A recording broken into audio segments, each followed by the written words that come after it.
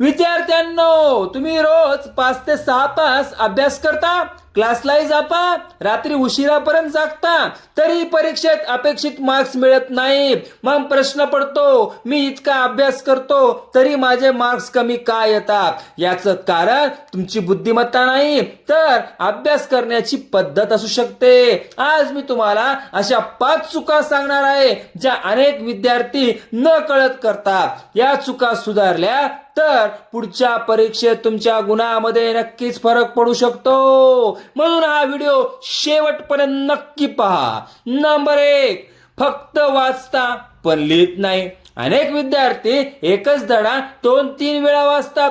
सगळं समजल्यासारखं वाटतं, पण जेव्हा उत्तर लिहायची वेळ येते तेव्हा शब्द आठवत नाहीत.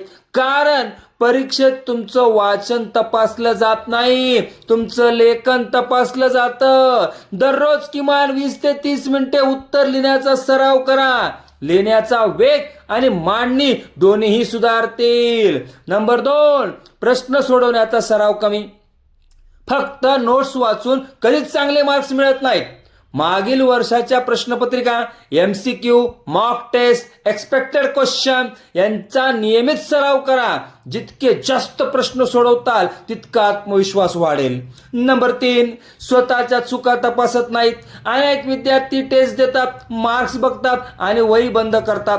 ही सर्वात मोठी चूक आहे. कुठला प्रश्न चुकला, का चुकला, उत्तर माहिती नव्हतं की घाई झाली हे समजलं तर ती चूक पुन्हा होणार नाही. नंबर 4, वेळेचं नियोजन चुकतं.